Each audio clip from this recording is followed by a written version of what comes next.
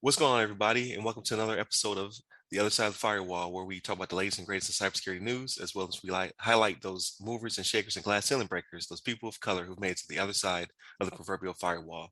My name is Ryan Williams, and as always, I'm joined by Shannon Tynes What's up? What's up? and Levon Maynard. What up? What is going on? So another action-packed week. Like we talked about last week, we're back to the regular schedule. So look for us 4 times a week: Monday, Tuesday, Wednesday, and Friday, to knock out the discussion. So this week, usually I don't give a heads up, but I'm trying something new. So this week we talk about some good news with Amazon.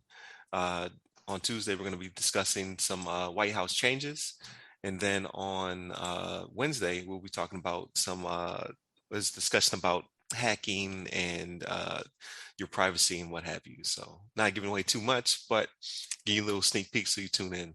So with that being said, I turn over to Levon for this week's news, or this day's news. Yeah, right on. Yeah, so today we have a article that Ryan actually put me on to. This is Afrotech, Afrotech.com, and this is an article by Najera Parkins. This is talking about an Amazon scientist named Nashley Cephas. And it looks like she's actually building a $25 million tech hub in her hometown in Mississippi. And just give a little history of a little background of her. She works for Amazon as a scientist, applied science manager for its artificial intelligence initiative. And she actually has a bachelor's degree, a master's, and a doctorate in computer engineering. So she's got a pretty big background. She's had a lot of schooling, got a lot of knowledge. But so she took upon herself, while still working for Amazon, she's actually building a tech hub in Jackson, Mississippi, her hometown, to help train the next generation of tech geniuses. Let's see. According to Face to Face Africa, Cephas is turning downtown Jackson, which isn't well known for its technology prowess, into a $25 million tech district made up of 12 acres of vacant lots and 7 buildings, roughly 500,000 square feet of workspace to put her community on the map in the tech world. So this is a pretty big deal. I mean, this is pretty awesome that she's actually investing this money. I mean, she also had like a startup. I think this is where obviously works for a big company, Amazon, as a pretty much one of the head honchos there, but she also had like a startup of her own called BeanPath. And I think that, that helped her accumulate the wealth that she needed to put this investment into this tech hub. But this is like another kind of a great story that we're hearing about, like people investing in these communities that are, mostly Black residents that, you typically would see that they would not have the opportunity to get a big tech job, or it's not like an Amazon's and other like Microsoft and Google's in the area. So it's a great opportunity for people that are there to, first of all, get an education, and then they can go from this tech hub to bigger and better things. But I think this is pretty awesome. I think she mentioned in here as well they mentioned that they're trying to make it like self-sufficient, so that they can work there, they can eat there, sleep there. It's like a whole like self-sufficient like facility. But I think this is like an awesome story. I mean, I think we had another story about Atlanta. I think there's some other, maybe that was Google that was putting something together up there. But I love seeing like little stories about this, like this, that are focused around supporting and enhancing, like maybe you may consider maybe some lower income areas or places that don't have as many opportunities as some of the other like major cities, like the New Yorks and the San Francisco's and all these other kind of like big tech locations. So this looks like it's going to be another hot spot. And I'm sure we're going to hear some more about it in the future. But with that said, do you guys have some thoughts on this investment? Maybe, yeah. Yeah, I was gonna say definitely.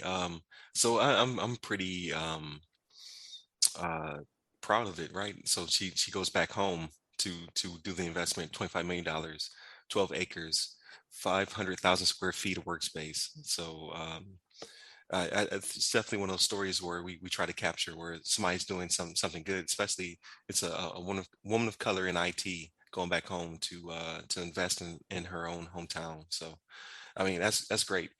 Um, it doesn't specifically say what she'll be doing when she gets there, but being obviously working for Amazon, I'm sure there's some kind of collaboration there or some kind of affiliation.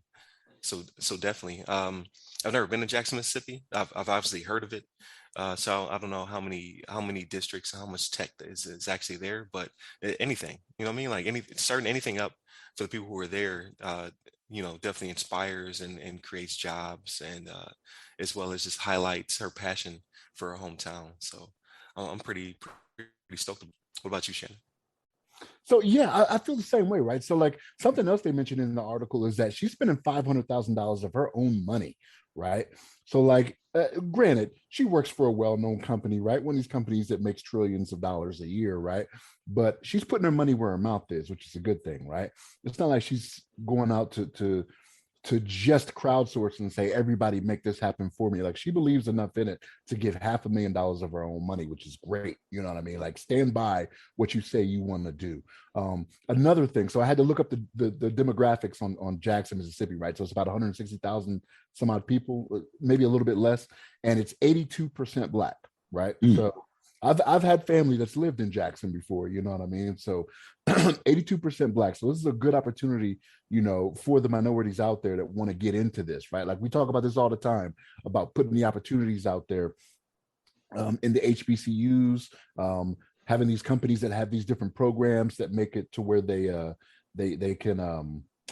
can advance, when it comes to cyber and IT.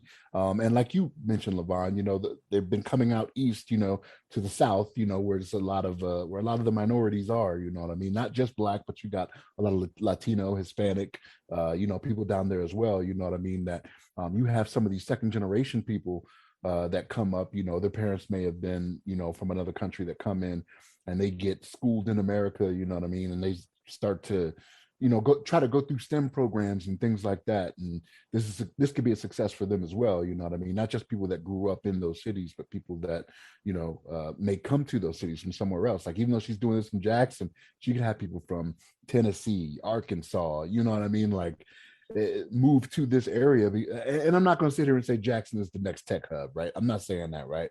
But because especially with it being a city of only like 160,000, I want to imagine the infrastructure can have it to where it's San Francisco, where Silicon Valley is at. They got a lot more people out in Silicon Valley than they do in Jackson, Mississippi. But that's something that'll take time, right? But if you bring the people in, like the city will have to recognize, hey, we need to do better, right? I'll tell you like this. I mean, no offense to anybody in Mississippi, but y'all roads, man, I've driven them roads in Mississippi. Right. Right now, man, y'all, they need some work. You know what I mean?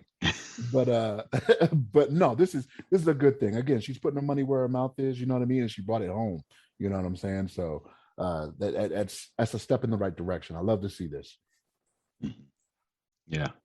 No, that's great. I think it's a great thing. And hopefully, maybe, you never know as far as like, I know you mentioned that it's a smaller population and it won't be like as big as like the Silicon Valleys, but who knows what the future may have in store. Maybe eventually, like, more tech giants will start like investing money out there to see that this is making, big progress. And all of a sudden they're like, well, we got all these like well-educated, minorities coming out this tech hub over here in Jackson. This is actually a good spot. We'll put I don't know, some sort of data center over here and start like, taking advantage of some of this knowledge that's coming out of this location. But at the same time, it's like it's going to take some time, if anything. If it does happen, it may take many years before that can even be considered as a possibility. But nonetheless, it's a good story. Yeah, definitely. So I think they said that in the article, it speaks of the timeline being between 3 and 5 years. So with collaboration, I mean, maybe 10 years from now, you can see the Amazons or the Apples and what have you coming to tap those resources. So yeah, definitely a good story. Like we'll keep track of it. So we'll be here for the next 3 to 5 years. Right. That's right. We'll let you know what goes down. So that being said, Always a great discussion. Stay tuned throughout the rest of the week. Again, on Tuesday, we'll be talking about some new White House initiatives. On Wednesday, we'll have a probably pretty good discussion about our particular views on privacy. And then on Friday, we'll go through the rundown where we've consumed a lot of stuff this week or in previous week. So we'll go through that and tell you what we think and feel about the material we've covered. So thank you, Shannon. Thank you, Devon. And thank you for listening. So please like, share, subscribe, and stay tuned. You can reach us at our social medias through www.theothersideofthefirewall.com, and you can hit us up personally. I am at RY Security Guy. That's RY Security Guy on Twitter, TikTok, LinkedIn, and Clubhouse.